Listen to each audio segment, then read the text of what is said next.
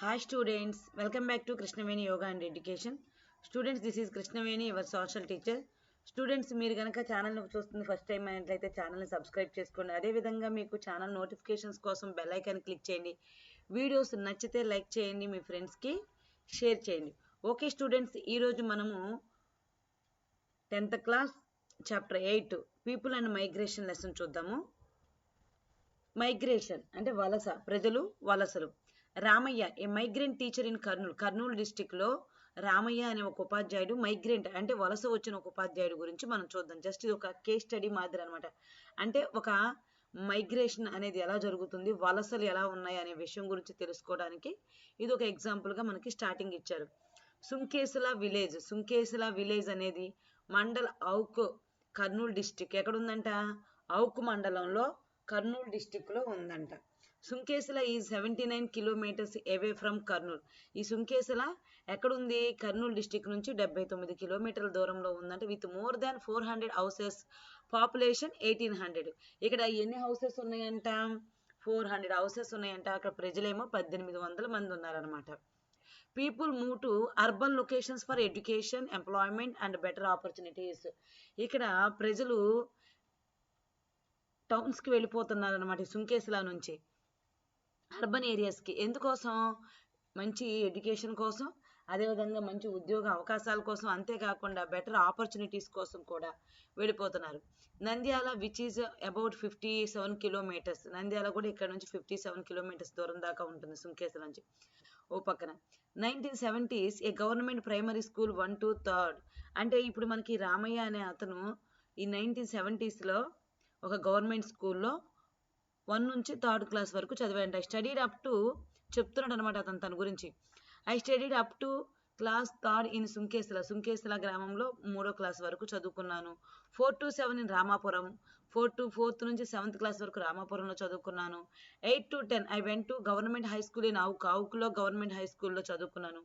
Which is about 20 kilometres from సుంకేసులకి 20 కిలోమీటర్ల దూరంలో ఉన్న ఔక్ వెళ్ళి ప్రతిరోజు తను అంటే 8 to 10 క్లాసెస్ అక్కడ చదివాడు అనమాట. 8, 9, 10 అనమాట. స్టేడ్ ఇన్ ఏ గవర్నమెంట్ అంటే అక్కడ చదువుకున్నాడు. ఎక్కడ ఎలా చదువుకున్నాడు? గవర్నమెంట్ హాస్టల్లో ఉండి చదువుకున్నాడంట. Teacher training certificate course in government institutions in Kurnool. అంటే కర్నూలులో గవర్నమెంట్ ఇన్స్టిట్యూషన్స్లో ఈ టీచర్ ట్రైనింగ్ ఎడ్యుకేషన్ చేశాడంట. సో ఫైనల్గా జాబ్ సంపాదించాడు. Got job as a school teacher in 1983 at Chinnampalli in Kurnool డిస్టిక్లో చిన్నంపల్లి దగ్గర మొత్తానికి 1983లో జాబ్ వచ్చిందంట సార్కి. Which is 25 kilometres away from Sunkesula. ఇది 25 కిలోమీటర్స్ దూరంలో ఉంది సుంకేసుల. అంటే తన నివాస ప్రాంతానికి, తను చిన్నప్పుడు ఉన్న ఊరికి 25 కిలోమీటర్స్ దూరంలో ఉంది. Resided in Banaganapalli in the year 2004. We again moved to Kurnool. మళ్ళీ 2004 సంవత్సరంలో అతనికి మ్యారేజ్ అయిన తర్వాత ఫ్యామిలీని కర్నూలుకి మార్చేశాడంట. బనగానపల్లిలో ఉండేవాడు, అక్కడ నుంచి కర్నూలుకి మార్చేశాడు. For the last 10 years we are not doing any farming. సరే మొత్తానికి వీళ్ళు పల్లెటూరు నుంచి ఇన్ని రకాలుగా తిరుగుతున్నారు. ఒకప్పుడు పల్లెటూరులో గ్రామంలో ఉండేవాళ్ళు. మరి ఇన్ని సంవత్సరాలు వాళ్ళకి పల్లెటూరులో పొలాలు కూడా ఉన్నాయి. అయితే ఇంక ఈ 10 years నుంచి ఎటువంటి వ్యవసాయం అనేది కూడా చేయటం లేదు. ఏమైనా పొలాలు ఉంటే అవి అక్కడ ఉన్న కూలీలకి సాగు చేసుకోవడానికి కౌలుకి ఇచ్చేశారనమాట. సో మరి ఇలా మూవ్ అవ్వటం వల్ల వాళ్ళ యొక్క పొలాల మీద డిపెండ్ అయ్యే వాళ్ళ పరిస్థితి తగ్గిపోతుంది. అంటే పట్టణ ప్రాంతాలకి వలస వెళ్ళిపోయినప్పుడు ఎక్కువ మంది వ్యవసాయ పనులు లేకపోవడంతో గ్రామీణ ప్రాంతాల నుంచి పట్టణ ప్రాంతాలకి వలస వెళ్ళడం అనేది జరుగుతుంది. అలా ఒక టీచరే కాదు, అనేక రకాలు. ఇప్పుడు మనం చూసుకుంది ఒక గవర్నమెంట్ టీచర్ గురించి చెప్పుకుంటున్నాము. ఇలా ఒక గవర్నమెంట్ టీచరే కాకుండా అనేక ప్రైవేట్ సెక్టార్స్లో కూడా ప్రజలు ఒక ప్రాంతం నుంచి మరొక ప్రాంతానికి, పర్టికులర్గా గ్రామీణ ప్రాంతాలు అంటే రూరల్ ఏరియా నుంచి అర్బన్ ఏరియాస్కి మూవ్ అవ్వడం అనేది జరుగుతుంది. దాన్నే మనం మైగ్రేషన్ అంటారు. Measure and classify migration patterns. మనం అసలు ఎలా చెప్తాము మైగ్రేషన్ అని చెప్పేసి, ఎలా మనం మెజర్ చేస్తాము అనే దాని గురించి చూద్దాం. For identifying a person as a migrant, two criteria are used by the census. మనం గనక చూసినట్లయితే ఈ జనాభా లెక్కల ప్రకారం గనక మైగ్రేషన్, ఒక పర్సన్ మైగ్రెంట్ అంటే వలస వచ్చిన వ్యక్తి అని మనం ఏ విధంగా ఐడెంటిఫై చేస్తామంట? 2 తీసుకుంటామంట. 2 criteria తీసుకుంటాం అంటున్నాడు. అంటే 2 కారణాలు మనం దృష్టిలో పెట్టుకొని, 2 ఫ్యాక్టర్స్ కానీ ఏదైనా సరే 2 రీజన్స్ దృష్టిలో పెట్టుకొని తను మైగ్రెంటా కాదని చూస్తాం. ఒకటి birth place, place where the person was Born, అతను పుట్టిన ప్లేస్ జన్మస్థలం, సో దాన్ని బట్టి మనకు ఐడియా వస్తుంది. 2 last usual place of residence, a place where the person had stayed continuously for a period of 6 months or more, అంటే ఇంతకు ముందు ఉన్న నివాస స్థలము అంటున్నాడు. Last usual place of residence, ఇప్పుడు మనం గత సంవత్సరం 2 సంవత్సరాలు 3 సంవత్సరాల నుంచి ఇక్కడే ఉంటున్నాం అనుకో, సో మనము ఇక్కడికి వచ్చిన వలస వచ్చిన మైగ్రెంట్. అదే నేను ఒక 4 నెలలు వచ్చి మళ్ళీ వెళ్ళిపోయాను అనుకో, అప్పుడు మనం ఏమవుతాం, మైగ్రెంట్ లెక్కలోకి రావన్నమాట. అంటే ఒక ప్లేస్కి వచ్చి 6 months కన్నా ఎక్కువగా ఉంటే జన్మస్థలం కాకుండా వేరే ప్లేస్కి వచ్చి ఉద్యోగరీత్యా విద్య రీత్యా ఏదైనా సరే బిజినెస్ చేసుకోవటానికి కానీ వేరే ప్లేస్కి వచ్చి 6 నెలలు దాటిపోతే వాళ్ళని మైగ్రెంట్ అంటారు. చూడండి, migrant means A person who stays more than 6 months in another place. మేము పుట్టింది యాక్చువల్గా నూజివీడు, అయితే మేము ఒక గత 15 yearsగా విజయవాడలోనే ఉంటున్నాం. 10 or 15 yearsగా, అంటే విజయవాడ మేము వలస వచ్చేసాం అనమాట. నాట్ 6 months, అంటే 6 months కన్నా కూడా ఎక్కువ, మోర్ దాన్ 6 months అలా ఉంటే మనం మైగ్రేషన్ అయి వచ్చేసినట్టు ఇక్కడికి. సో దీన్ని వలస అంటారు. In India, according to census 2001, about 307 million people have been reported as migrants. మనం గనక చూసినట్లయితే 2001 జనాభా లెక్కల ప్రకారం 307 million, అంటే దగ్గర దగ్గర 30 కోట్ల మంది ప్రజలు, అంటే 307 million people మనకి వలస వచ్చిన వాళ్ళు అని చెప్పేసి రికార్డుల ప్రకారం అనేక రకాల కారణాలతో వలస వచ్చారని తెలుస్తుంది ఇండియాలో. రీజన్స్ ఫర్ మైగ్రేషన్, మరి మైగ్రేషన్కి కారణాలు ఏంటి? ఫీమేల్స్ మ్యారేజ్, ఫీమేల్స్ అయినట్లయితే మైగ్రేట్ ఎందుకు అవుతారు చెప్పండి. మీరు ఏమైనా ఇళ్ళరేఖను తీసుకొచ్చుకుంటే ఫీమేల్ అక్కడే ఉంటారు. అదే ఫీమేల్ మైగ్రేట్ ఎందుకు అవుతారు అని అంటే, పెళ్లి చేసుకుని అత్తగారింటికి వెళ్ళిపోతారు. ఇప్పుడు మీరు ఇక్కడ విజయవాడలో ఉంటారు, మ్యారేజ్ చేసుకుంటారు, చేసుకొని మీ హస్బెండ్ ఎక్కడో జాబ్ చేస్తారు, అక్కడ ఒక బెంగళూరు, సాఫ్ట్వేర్ అయితే బెంగళూరు, హైదరాబాదు, చెన్నై, ముంబై ఎటో ఒకటి వెళ్ళిపోతారు. కొంతమంది ఫారిన్ వెళ్ళిపోతారు. అంటే మ్యారేజ్ చేసుకొని ఖచ్చితంగా మీరు వేరే ఊరికి వెళ్ళిపోవాల్సి వస్తుంది, లోకల్ కాకుండా. రెండోది ఎంప్లాయ్మెంట్, అది జెంట్స్కి మనం మైగ్రేషన్ అనేది, ఎంప్లాయ్మెంట్ అనేది ఇది లేడీస్కి కూడా మనం చెప్పుకోవచ్చు. అదే జెంట్స్కి కూడా ఎక్కువ మంది అంటే చదువు కోసమే కాకుండా ఉద్యోగరీత్యా వేరే వేరే ప్లేసులకి వెళ్ళిపోవడం జరుగుతుంది. డిసాటిస్ఫికేషన్ విత్ ఎంప్లాయ్మెంట్, ఇక్కడ ఉన్నాము పల్లెటూరులో, ఇక్కడ ఉద్యోగ అవకాశాలు సరిగ్గా లేవు, సో మనం ఏం చేస్తాము, అర్బన్ ఏరియాకి వలస వెళ్ళిపోతాం, అక్కడ ఏమైనా మంచి ఉద్యోగాలు దొరుకుతాయేమో అనేసి. బెటర్ ఆపర్చునిటీస్ ఫర్ స్టడీస్ మన ఊళ్ళో హై స్కూల్ 10th వరకు అయితే ఉంది, సరే కొన్ని ఊళ్ళో అయితే upper primary school 7th class వరకే ఉంటుంది గ్రామాల్లో. మరి మనం చదువుకోవాలి అని అంటే వేరే స్కూల్కి రావాలి, మరి దగ్గరలో ఉంటే డైలీ సర్వీస్ చేస్తాము. బట్ లాంగ్ డిస్టెన్స్లో కనుక మన పల్లెటూరు కనుక ఉంటే అర్బన్ ఏరియాస్కి మనం హాస్టల్స్లో మైగ్రెంట్ అయ్యి వచ్చి హాస్టల్లో ఉండాలి, లేదంటే అక్కడ చిన్న రూమ్ తీసుకొని ఉండాలి. ఈ విధంగా బెటర్ ఆపర్చునిటీస్ ఫర్ స్టడీస్, కొంతమంది స్టడీస్ కోసం వచ్చేస్తారు. లాస్ ఇన్ బిజినెస్, ఉన్న ఊర్లో బిజినెస్ లాస్ అయిపోయింది, చాలా ఇబ్బందికరంగా ఉంది, కుటుంబం నడవటం కష్టంగా ఉంది, సో అవకాశాల కోసం ఇంకొక మళ్ళీ బిజినెస్ స్టార్ట్ చేయాలన్నా, లేదా ఏదైనా ఉద్యోగంలో జాయిన్ అవ్వాలన్నా మనం ఏం చేస్తాం, వేరే ప్లేస్లకి వలస వచ్చేస్తాం టౌన్కి. ఫ్యామిలీ ఫ్యూడ్స్ అంటే డిస్ప్యూట్స్, అంటే ఇక్కడ ఉమ్మడి కుటుంబం ఉంటుంది, తోటి కోడల మధ్య అత్త కోడల మధ్య గొడవలు జరుగుతూ ఉంటాయి, అన్నదమ్ముల మధ్య గొడవలు జరుగుతూ ఉంటాయి. అప్పుడు ఏం చేస్తారు, మేము వేరు కాపురం పెట్టేస్తాం, మేము టౌన్కి వెళ్ళిపోయి అక్కడే జాబ్ చేసుకుంటామని చెప్పేసి మనం చాలా సినిమాల్లో చూస్తాం అలాంటి సీన్స్. ఏం చేస్తారు, ఏదైనా ప్రాబ్లమ్స్ రాగానే మేము బ్యాగ్ సర్దేసుకొని మేము వెళ్ళిపోతున్నాం టౌన్లో, మేము అక్కడే ఉండిపోతాం, వేరే కాపురం పెట్టేసుకుంటామని చెప్పేసి బయలుదేరిపోతారు. అంటే ఏంటి, ఇక్కడ ఉన్న ఫ్యామిలీని ఇమడలేకపోతున్నాం కాబట్టి దూరంగా ఉండటం బెటరు, దూరంగా ఉండి కలిసి ఉండటం బెటరు అన్నట్టుగా, గొడవలు లేకుండా ఉండటం బెటర్ అన్న విధంగా కుటుంబాలు సింగిల్ ఫ్యామిలీస్ అయిపోతున్నాయి అన్నమాట. Next 84.2% migrated from one part of the state to another. అంటే ఇక్కడ మనకి ఏంటంటే మైగ్రేషన్ అనేది స్టేట్ టు స్టేట్ జరుగుతుంది, ఇంటర్స్టేట్ అంటే ఒక స్టేట్లోనే కూడా జరుగుతుంది, అదేవిధంగా మన స్టేట్ నుంచి వేరే కంట్రీకి కూడా జరుగుతూ ఉంటుంది, మన కంట్రీ నుంచి వేరే కంట్రీకి. అయితే ఇక్కడ చూడండి 84.2% migrated from one part of the state to another, అంటే ఒక రాష్ట్రంలోనే ఒక ప్లేస్ నుంచి మరొక ప్లేస్కి. ఇప్పుడు మన రాష్ట్రము ఆంధ్రప్రదేశ్, ఇందులో ఇక్కడ విజయవాడ నుంచి తిరుపతికి వెళ్ళే వాళ్ళు ఉంటారు, వైజాగ్ నుంచి విజయవాడ వచ్చే వాళ్ళు ఉంటారు. ఇలా ఒక ప్లేస్ నుంచి ఇంకొక ప్లేస్కి, గుంటూరు డిస్టిక్ నుంచి కృష్ణా డిస్టిక్ వచ్చేవాళ్ళు, కృష్ణా డిస్టిక్ నుంచి వెస్ట్ గోదావరి వెళ్ళేవాళ్ళు, అంటే వీళ్ళు మైగ్రెంట్ అవుతున్నారు. జస్ట్ ఇక్కడ విత్ ఇన్ స్టేట్లో మైగ్రెంట్ అనమాట. 13% migrated from one state to another. ఇక్కడ 84% మొత్తం టోటల్ 100% పీపుల్లో మనం చెప్పుకున్నట్లయితే, అంటే 100% మైగ్రేటెడ్ పీపుల్లో, అంటే వలస వెళ్ళిన 100 మందిలో 84% పీపుల్, 100%లో 84% ఒక స్టేట్లోనే ఒక ప్లేస్ నుంచి మరొక ప్లేస్కి మారుతున్నారు. మిగిలిన రిమైనింగ్ 30% ఎవరు మైగ్రేటెడ్ పీపుల్ అంటే ఒక స్టేట్ నుంచి మరొక స్టేట్కి మారేవాళ్ళు, అంటే ఒక రాష్ట్రం నుంచి మరొక రాష్ట్రం. ఇక్కడ ఆంధ్రప్రదేశ్ నుంచి తెలంగాణకో, తమిళనాడుకో, మహారాష్ట్రకో, బెంగళూరు, ఇలా కర్ణాటక, ఇలా వెళ్ళటం అనమాట.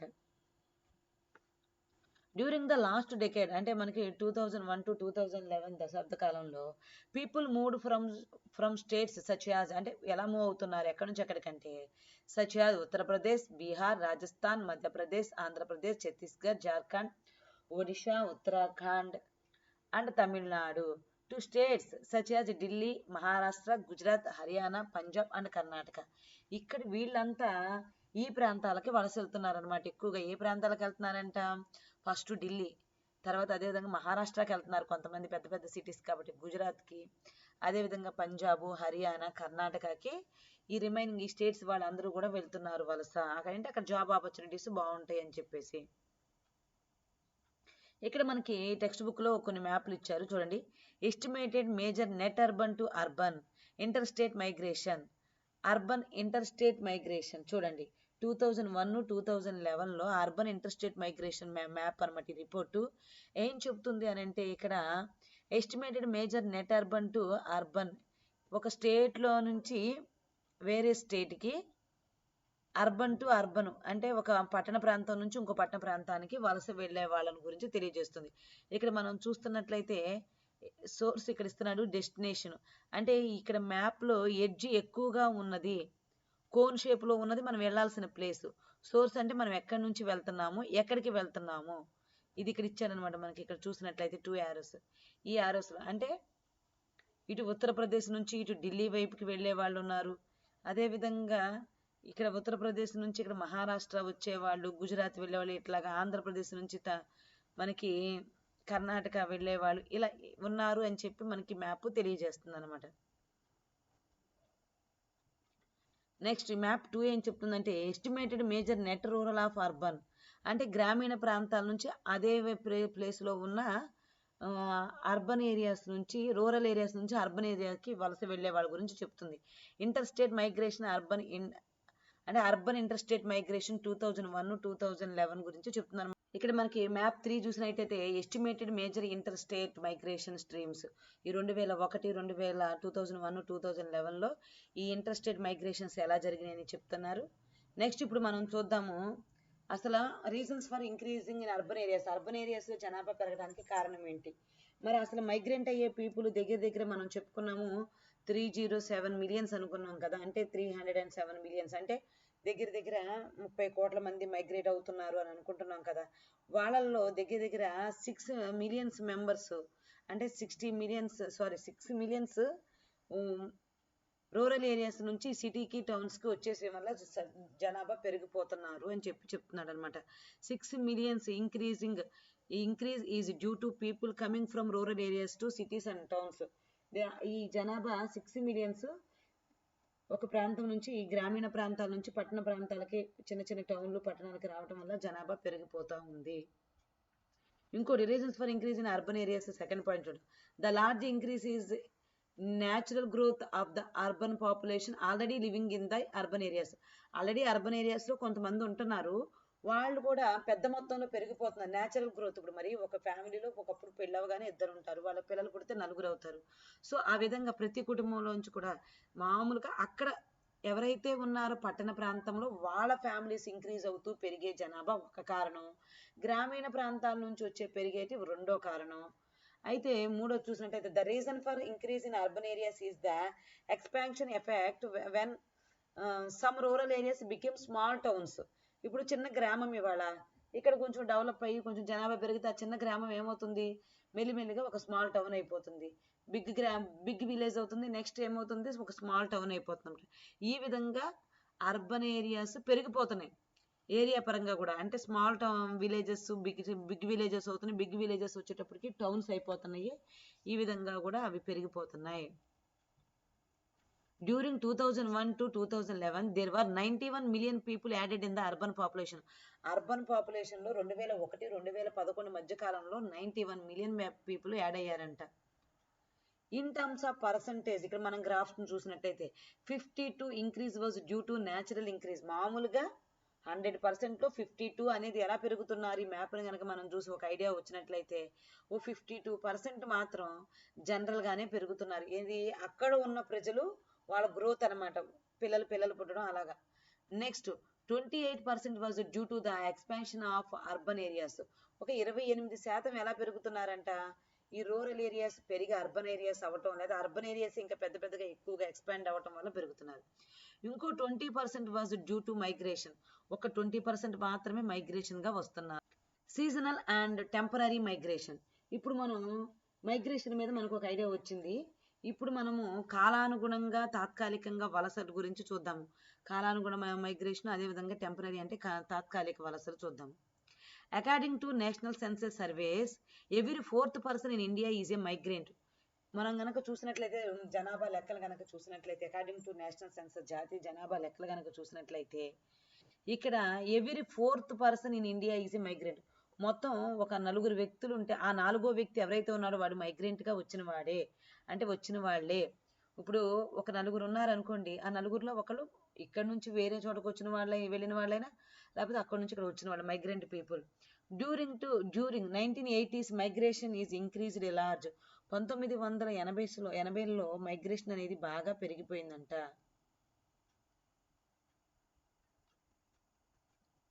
The sugar cane cutters of Maharashtra. మహారాష్ట్రలో చెరుకు నరికే వాళ్ళ గురించి చూద్దాము. Maharashtra produces about 70% of sugar in the country with a total of 186 cooperative sugar factories. చూడండి, మహారాష్ట్రలో మొత్తం మన భారతదేశంలోనే షుగర్ను ప్రొడ్యూస్ చేసే స్టేట్స్లో మ్యాక్సిమం 70% షుగర్ ఎక్కడి నుంచో ప్రొడ్యూస్ అవుతుందంట. సో ఇది లార్జ్ కంట్రీ అనమాట షుగర్ ప్రొడక్షన్ చేయడంలో. అదేవిధంగా 186 కోఆపరేటివ్ షుగర్ ఫ్యాక్టరీస్ ఉన్నాయంట. ఇక్కడ ఎన్ని ఉన్నాయమ్మా? 186 కోఆపరేటివ్ షుగర్ ఫ్యాక్టరీస్ ఉన్నాయంట. Large scale sugar cane cultivation begin here in the early 1970s after the Koyna dam was built. మరి ఎప్పుడు ఇక్కడ బాగా షుగర్ ఫ్యాక్టరీస్ డెవలప్ అయినాయి అంటే 1970లో ఈ కోయినా డ్యామ్ అనేది ఒక డ్యామ్ కట్టిన తర్వాత ఇక్కడ షుగర్ కేన్ అనేది బాగా సాగులోకి తీసుకురావడం జరిగింది. అంటే పెద్ద మొత్తంలో సాగు చేశారు, ఎందుకంటే దానికి షుగర్కి వాటర్ ఎక్కువ కావాలి కాబట్టి. ఎప్పుడైతే ఇక్కడ డ్యామ్ బిల్ట్ చేయడం జరిగిందో, వాటర్ ఫెసిలిటీ బాగా అనుకూలంగా ఉందో, ఇక్కడ కల్టివేషన్ అనేది షుగర్ కేన్ కల్టివేషన్ అనేది బాగా ఇంక్రీజ్ అయింది అనమాట 1970s తర్వాత. Each family is provided with a bamboo mat and poles which are converted into a small conical hut or koppi. ఇక్కడ చూడండి, మరి ఇంతమంది మహారాష్ట్రకి షుగర్ కేన్ వర్క్ చేయడానికి వస్తూ ఉంటారు. మరి షుగర్ కేన్ వర్క్ చేసే వాళ్ళకి మరి ఇల్లు ఇవన్నీ ఎక్కడ కట్టిస్తారు? సో ఇక్కడ హౌసెస్ ఉండవు కాబట్టి వాళ్ళు ఏం చేస్తారంటే టెంపరీగా వాళ్ళకి ఇలాంటి హట్ ఒకటి పైన ఉన్నది మ్యాట్, చుట్టూ ఈ బ్యాంబో మ్యాట్ ఉంది చూసారు, అవి కొన్ని పోల్స్ ఇలాంటివి ఇచ్చేస్తారనమాట. ఇస్తే వీటితో వాళ్ళు ఇలాగ కోపిల్లాగా ఈ కోన్ షేప్ గుడిసెలు అనేవి వేసేసుకుంటారు వాళ్ళ నివాసం ఉండటానికి. Tier centre settlements. Tier centre అంటే సెటిల్మెంట్స్ హ్యావ్ 200 to 500 కోపీస్. మనం చెప్పుకున్న ఈ కోపీస్లో 200 దగ్గర నుంచి 500 ఒకే చోట కనుక ఉంటే వాటిని టైర్ సెంటర్స్ అంటారు. అంటే వీళ్ళు ఏం చేస్తారంటే టైర్ సెంటర్ అంటే ఏంటంటే 200 నుంచి 500 కోపీస్ ఉంటాయి అన్నమాట. అక్కడ కోపీ అంటే చిన్న చిన్న గుడిసెలు అని చెప్పుకున్నాం. అలాంటి గుడిసెలు ఎక్కువ మొత్తంలో ఒక చోట ఉంటే 200 నుంచి 500 దాకా దాన్ని టైర్ అంటారు. గాడీ సెంటర్ అంటే సెటిల్మెంట్స్ హ్యావ్ 50 to 100 కోపీస్. అంటే ఒక చోట 50 నుంచి 100 కోపీస్ ఉన్నాయి అనుకోండి, దాన్ని గాడి అంటారు. మీరు బాగా గుర్తుపెట్టుకోవాలి. టైర్ అంటేనేమో 200 to 500 కోపీస్. గాడి అంటేనేమో 50 to 100 కోపీస్. సో కోపీ అంటే కోనికల్ షేప్ హట్స్ అనమాట. ఇవి మీకు మ్యాచింగుల్లో బిట్స్ రూపంలో కూడా అడుగుతారమ్మా, బాగా గుర్తుపెట్టుకోండి. They cut cane throughout the day about 1.5 ton per person. The payment rate for ton varies between 80 rupees and 100 rupees ఉంటుందంట. చూడండి ఇక్కడ వాళ్ళు షుగర్ కేన్ కనుక ఒక పర్సన్ రోజుకి 1.5 టన్ షుగర్ కేన్ కట్ చేస్తాడంట రోజు మొత్తం మీద. అంటే ఒక టన్ అంటే 1000 కిలోగ్రామ్స్, అంటే 1000 కేజీలు. అయితే ఒక 1.5 టన్స్ ఒక పర్సన్ 1500 కిలోలు కట్ చేస్తాడనమాట షుగర్ కేన్. దానికి ఎంత అమౌంట్ ఉంటుందంటే the payment rate for ton varies between, ఒక్కొక్క చోట 80 రూపీస్ ఉంటుంది, ఒక్కొక్క చోట 100 రూపీస్ ఉంటుంది. చూడండి ఎంత తక్కువ అమౌంట్ అంత కట్ చేస్తే. Rural seasonal migrants works in plantations, brick kilns, quarries, construction sites and fish processing. ఇక్కడ మనం చూస్తే ఈ వలస వెళ్ళే వాళ్ళల్లో ఎక్కువగా ఈ పనులన్నీ కూడా చేస్తూ ఉంటారు. ఏంటి దేనికి వెళ్ళాల్సి వస్తుంది? ప్లాంటేషన్స్, తోటల పంపకాలకి, అదేవిధంగా చేపల ప్రాసెసింగ్, ఇటుక బట్టీలు, గనుల తవ్వకాలు, క్వారీస్, బిల్డింగ్స్ కన్స్ట్రక్షన్కి, ఇలాంటి అన్నిటికీ కూడా వలసలు వెళ్తూ ఉంటారు.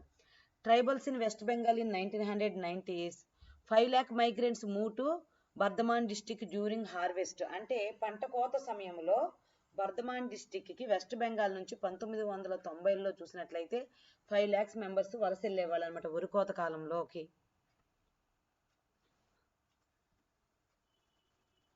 సవరా tribe men migrate to work in Assam plantations. అస్సాంలో తోట పనులు చేయటం కోసం ఎక్కడి నుంచి అంట సవరా ట్రైబ్ అనే వాళ్ళు, ఈ గిరిజనులు, అందులోనూ పురుషులు, సవరా పురుషులు ఎక్కడికి వెళ్ళేవాళ్ళంట? అస్సాం ప్లాంటేషన్స్లో వర్క్ చేయటం కోసం వెళ్ళేవాళ్ళు అనమాట, చాలా ఎక్కువ మంది కూడా. అదేవిధంగా Munda and Santhal men migrate to work in mining. ఈ మైనింగ్ గనుల్లో పనిచేయటం కోసం వెళ్ళే వాళ్ళు ఎవరు? Munda and Santhal tribal people అనమాట. Next nearly 50,000 women for Kerala migrate annually to work in fish processing industries of Maharashtra. Fish processing industries of మహారాష్ట్రలోని ఈ చేపల ప్రాసెసింగ్ వర్క్ చేయటం కోసం కేరళ నుంచి దగ్గర దగ్గర 50,000 మంది, సంవత్సరానికి 50,000 మంది వర్క్ చేయడానికి వెళ్తున్నారంట. The National Commission of Rural Labor. The National Commission of Rural Labor report 1990 found that uneven development and regional disparity triggered and accelerated seasonal migrations. ఈ గ్రామీణ కార్మికుల పై జాతీయ కమిషన్ అనేది ఒకటి 1990లో వచ్చింది. దాని నివేదిక ఏం చెప్తుంది అంటే ఈ అసమాన అభివృద్ధి, అన్ఈవెన్ డెవలప్మెంట్. ఎందుకు ఈ మైగ్రేషన్స్ జరుగుతున్నాయి అంటే అంతటా ఒకేలాగా డెవలప్మెంట్ లేకపోవటం, ఈ రీజనల్ డిస్పారిటీస్, ప్రాంతాల మధ్య కూడా అసమానత ఉండటం వల్ల ఈ కాలానుగుణమైన వలసలు అనేవి ఎక్కువగా జరుగుతున్నాయి, సీజనల్ మైగ్రేషన్స్ అని చెప్పేసి రిపోర్ట్ ఇచ్చిందనమాట. Causes for the seasonal tribal migrations. ఈ గిరిజనులు ఎందుకు ఎక్కువ మైగ్రేట్ అవ్వాల్సి వస్తుందో మనం ఒకసారి చూద్దాం. ఇంట్రషన్ ఆఫ్ అవుట్ సైడర్స్. అంటే ఇంట్రషన్ అంటే ఇక్కడ బయట వాళ్ళు ఇక్కడ వచ్చేసేయటం. డిస్ప్లేస్మెంట్ ఆఫ్ పీపుల్, వీళ్ళ ప్లేసుల్లో వాళ్ళు వచ్చేసేసి వాళ్ళు ఆక్యుపై చేసుకోవటం. 2 కన్స్ట్రక్షన్ ఆఫ్ డ్యామ్స్, ఇక్కడ డ్యాములు కట్టడం వల్ల వాళ్ళు వేరే ప్లేస్కి వెళ్ళిపోవాల్సి రావటం. మైనింగ్, తవ్వకాల వల్ల గిరిజనులు అడవి ప్రాంతంలో ఉన్న వాళ్ళని వేరే వాళ్ళు వచ్చి బయట వాళ్ళు రావటం వల్ల కానీ, ఇక్కడ ఆనకట్టలు కట్టడం వల్ల కానీ, ఇక్కడ నుంచి మైనింగ్ గనులు తవ్వటం వల్ల కానీ వీళ్ళు ఇక్కడ నుంచి వేరే ప్రాంతాలకు వెళ్ళిపోయి మైగ్రేట్ అవ్వాల్సిన పరిస్థితి వస్తుంది అనమాట ట్రైబల్స్. ఇక్కడ మనం గ్రాఫ్ కనుక చూసినట్టయితే social background of short term migrants in India 2007 to 2008. అంటే భారతదేశంలో ఒకప్పుడు కాలానుగుణంగా వలసదారుల నైపుణ్యం ఎలా ఉన్నది అనేది మనం ఇక్కడ చూద్దాం. ఎస్సీ అయితే 90% మైగ్రేట్ అవుతున్నారంటే, ఎస్టీలు అయితే 23%, ఓబీసీ అంటే అదర్ బ్యాక్వర్డ్స్ అంటే వెనకబడిన తరగతులు. అదేవిధంగా వాళ్ళు 40% మైగ్రెంట్ పీపుల్ అవుతే, అదర్స్ ఇక్కడ రిమైనింగ్ వాళ్ళు ఇతరులు వచ్చేటప్పటికి 18% మైగ్రేషన్ వెళ్తున్నారనమాట, వలసలు వెళ్తున్నారు. National boundaries are protected against migrants. చూడండి, నేషనల్ బౌండరీస్ కూడా ప్రొటెక్ట్ చేస్తున్నారు, వలసలు వచ్చేసేయకుండా కంట్రోల్ చేయడం కోసం కూడా. ఇక్కడ మైగ్రేషన్ అనేది కంట్రోల్ చేయడం కోసం కూడా బౌండరీస్ అనేవి ఉంటున్నాయి, ప్రొటెక్ట్ చేస్తున్నాయి. USA and Mexican border. ఇక్కడ మనకి యుఎస్ఏకి మెక్సికన్కి మధ్య ఉన్న బార్డర్ ఇది. టెక్స్ట్ బుక్లో ఇస్తాడు, ఒకవేళ మిమ్మల్ని పిక్చర్స్ ఐడెంటిఫై చేయమంటే చేయాలి. North Korea and South Korean border. North కొరియాకి సౌత్ కొరియాకి మధ్య ఉన్న బార్డర్ అనమాట ఇది. అక్కడ స్టేట్ వాళ్ళు, ఆ దేశం వాళ్ళు ఇక్కడికి, ఈ దేశం వాళ్ళు అక్కడికి వెళ్ళకూడదు. India and Bangladesh border. What do you think of migrants across the border? చూడండి, మనం ఏం ఆలోచిస్తాం ఈ బార్డర్ దాటి వెళ్ళే వాళ్ళ గురించి అని అడుగుతున్నాడు. చూద్దాం. International migration. ఇప్పుడు మన వరకు మనము మన లోకల్ మైగ్రేషన్ గురించి చూసాము. ఇప్పుడు మీరు ఇక్కడ కొన్ని విషయాలు గమనించాలి. మైగ్రేట్ అయిపోయిన పీపుల్ వాళ్ళు వెళ్తే ఫ్యామిలీస్ కూడా కొన్ని ప్రాబ్లమ్స్ ఫేస్ చేస్తారు. మరి వీళ్ళు మొత్తం కూడా ఫ్యామిలీస్ దేని మీద డిపెండ్ అయి ఉంటారు? ఆ మైగ్రేట్ అయ్యి వెళ్ళిన వాళ్ళు వాళ్ళ యొక్క ఏదైతే అమౌంట్ పంపిస్తారో వాటి మీదే డిపెండ్ అయి ఉంటారనమాట. అందరూ చదువుకొని మైగ్రేట్ అయ్యి వెళ్ళిపోరు. కొంతమంది చదువు లేకపోయినా కూడా వేరే చిన్న చిన్న పనుల కోసమే కూడా మైగ్రేట్ అయ్యి వలస వెళ్తూ ఉంటారు. ఇప్పుడు మనం ఇంటర్నేషనల్ మైగ్రేషన్ గురించి చూద్దాం. International migration one third of the world's 200 million international migrants, less than 70 million people, according to the United Nations Development Program UNDP, moved from one developing country to another. ఇక్కడ 1/3 of the people, world's 2000 million international migrants. అంటే ఇక్కడ ఏం చెప్తున్నాడు? మొత్తం ఉన్న ప్రపంచ వలసదారుల్లో ఎవరైతే ఉన్నారో వాళ్ళల్లో 200 million people వలస వెళ్తున్నారంట. అయితే అందులో less than 70 million people, 70 million people కన్నా తక్కువ మంది, according to the United nation, ఎవరు చెప్పారు ఈ మాట? యునైటెడ్ నేషన్స్ డెవలప్మెంట్ ప్రోగ్రామ్ వారి అంచనా ప్రకారం 70 మిలియన్ పీపుల్ కన్నా తక్కువ మంది moved from one developing country to another. అంటే ఒక డెవలపింగ్ కంట్రీ నుంచి ఇంకో డెవలపింగ్ కంట్రీకి వాళ్ళు మూవ్ అవుతున్న వాళ్ళు 70 మిలియన్ల కన్నా కూడా తక్కువ మందే ఉన్నారు అని చెప్తున్నాడు అనమాట ఇక్కడ మనకి. International migration from India is of 2 types. అంటే మన ఇండియా నుంచి ఇంటర్నేషనల్ మైగ్రేషన్ వెళ్ళడానికి 2 రకాలు ఉన్నాయి. అంటే 2 రకాలుగా ఇంటర్నేషనల్ మైగ్రేషన్ వెళ్తున్నారు. People with technical skills and professional ఎక్స్పర్టైజెస్ have migrated to countries such as. అంటే పీపుల్ టెక్నికల్ స్కిల్స్ అంటే సాంకేతిక నైపుణ్యత. ఇప్పుడు మనం ఇన్ఫర్మేషన్ టెక్నాలజీ అని ఐటీ చదువుతున్నారు, అందరూ కూడా సాఫ్ట్వేర్లు అవుతున్నారు. సో వీళ్ళందరూ కూడా మైగ్రేట్ అయ్యి వేరే దేశాలకి వెళ్తున్నారు అనమాట. ఇప్పుడు నాకు జాబ్ అమెరికాలో వచ్చింది, కెనడాలో వచ్చింది, ఇంగ్లాండ్లో వచ్చింది, ఆస్ట్రేలియా వెళ్ళారు అని చెప్పుకుంటున్నారు కదా. అంటే ఏంటి, ఇక్కడ వీళ్ళు బాగా డబ్బు సంపాదించడం కోసం వీళ్ళ టాలెంట్కి పెద్ద పెద్ద జాబ్లు వేరే కంట్రీస్లో వస్తున్నాయి అన్నట్టు అనమాట. అంటే టాలెంటెడ్ పీపుల్ వేరే ప్లేస్కి వెళ్ళటం. మరి ఎక్కడికి వెళ్తున్నారు ఇండియా నుంచి? USA, Canada, United Kingdom, Australia and other developed countries. అంటే ఇక్కడ నుంచి డెవలప్ అయిపోయిన కంట్రీస్కి వీళ్ళు జాబ్ మంచి ఆపర్చునిటీస్ కోసం వెళ్తున్నారు. ఐటీ ప్రొఫెషనల్స్ వెళ్తున్నారు, అలాగా డాక్టర్స్ వెళ్తున్నారు, మేనేజ్మెంట్ ప్రొఫెషనల్స్ కూడా ఇలాగ వెళ్తున్నారు అనమాట. The second type of international migration is unskilled and semi-skilled workers migrating to oil exporting countries of the West Asia on temporary contracts. చూడండి, కొంతమంది బాగా టాలెంట్ ఉండి వేరే దేశాల కంపెనీలు తీసుకొని వెళ్తున్నారు. మరి కొంతమందికి టాలెంట్ లేకపోయినా డబ్బు సంపాదించాలి కాబట్టి అన్స్కిల్డ్ అంటే స్కిల్ లేకపోయినా సెమీ స్కిల్డ్ అంటే కొంత ఏదో నైపుణ్యం ఉన్న వాళ్ళు కూడా ఎక్కడికి వెళ్తున్నారంట? వెస్ట్ ఏషియా అంటే పశ్చిమాసియా కంట్రీస్కి వెళ్తున్నారు. అక్కడ ఏముంటది? ఎక్కువగా ఆయిల్ ఉంటుంది, తవ్వుతారు కదా, ఆ పనులు చేయడానికి, ఆయిల్ బయటికి తీసే పనులు చేయడానికి వెళ్తున్నారనమాట. Indians migrating to countries such as UK, Canada in 1950s 1960s బాగా ఎక్కువగా ఉండేదంట. అయితే అప్పుడు అన్స్కిల్డ్ పీపుల్ వెళ్ళేవాళ్ళంట. అయితే whereas in the later years, present ఈ మధ్యకాలంలో mostly professionals went to these countries. ఇప్పుడు ఎక్కువ మంది ప్రొఫెషనల్సే వెళ్తున్నారు. ఒకప్పుడు 1950s అయితే అన్స్కిల్డ్ వెళ్ళేవాళ్ళంట, ఇప్పుడేమో మంచి ఎక్స్పర్ట్స్ వెళ్తున్నారు అనమాట. ఇన్ రీసెంట్ టైమ్స్, ఈ మధ్యకాలంలో మనం చూసినట్లయితే Indian professionals also go to countries, ఇంకా కొన్ని ప్రాంతాలకు వెళ్తున్నారు.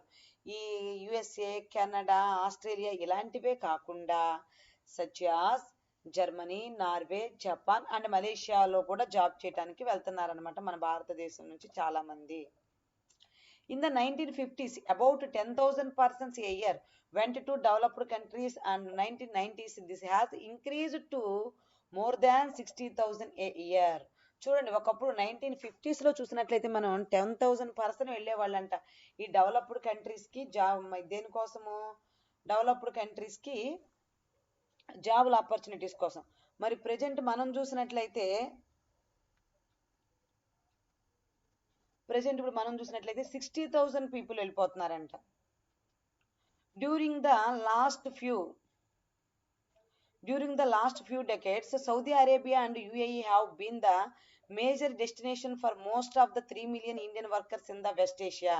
మనం కనుక లాస్ట్ కొన్ని సంవత్సరాల నుంచి కనుక చూసినట్లయితే Saudi Arabia and UAE have been the major destination Saudi అరేబియాకి యూఏకి బాగా ఎక్కువ మంది వెళ్తున్నారు. For most of the 3 million Indian workers in the West ఏషియాకి ఎక్కువ మంది 3 million పీపుల్ దాకా వెళ్తున్నారు అనమాట వర్క్ చేయడానికి. Every year more than 3 lakh workers migrate to the West ఏషియాకి 3 lakh వర్కర్స్ మైగ్రేట్ అవుతూనే ఉన్నారు మనకి ఇండియా నుంచి ప్రతి సంవత్సరం. Nearly 3/5 of workers going to the West Asia are from Kerala, Tamil Nadu and Andhra Pradesh. ఎక్కడెక్కడ నుంచి వెళ్తున్నారంట? తమిళనాడు, ఆంధ్రప్రదేశ్, కేరళ నుంచి ఎక్కువ మంది వెళ్తా ఉన్నారనమాట. తమిళనాడు, ఆంధ్రప్రదేశ్ ఇవన్నీ కూడా ఎంతమంది వెళ్తున్నారంట? చాలా ఎక్కువ మంది, 3/5 అంటే ప్రతి 5గురిలో 3 అంటే ఇక్కడ నుంచి వెళ్తున్న వాళ్ళు అనమాట. వెస్ట్ ఏషియాకి వెళ్ళే వాళ్ళు కేరళ, తమిళనాడు, ఆంధ్రప్రదేశ్ వాళ్ళే ఉన్నారు. A study has shown that nearly 1/5 of total income of Kerala is accounted for by the remittance sent by its workers from the West Asia. అంటే మనకి ఒక అధ్యయనం ఏం తెలిసిందంటే 1/5 ఆఫ్ టోటల్ ఇన్కమ్ అంటే కేరళలో వచ్చే ఇన్కంలో అంటే 5 రూపీస్ వస్తే 1 రూపీ ఎక్కడి నుంచి వస్తుందంట?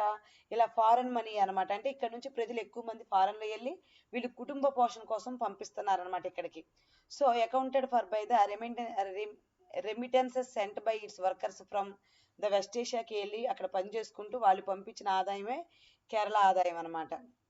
In 1970s, the average per capita consumption in Kerala was less than national average, but after 30 years, it has increased about the national average by 40%. మనం గనక చూసినట్లయితే ఇక్కడ కేరళలో గనక 1970sలో పర్ క్యాపిటా ఇన్కంలో ఈ వినియోగదారులు ఖర్చు చేసే అంటే ఇంతకు ముందు 1970లో వాళ్ళ యొక్క ఖర్చు చేసేది చాలా తక్కువగా ఉండేదంట.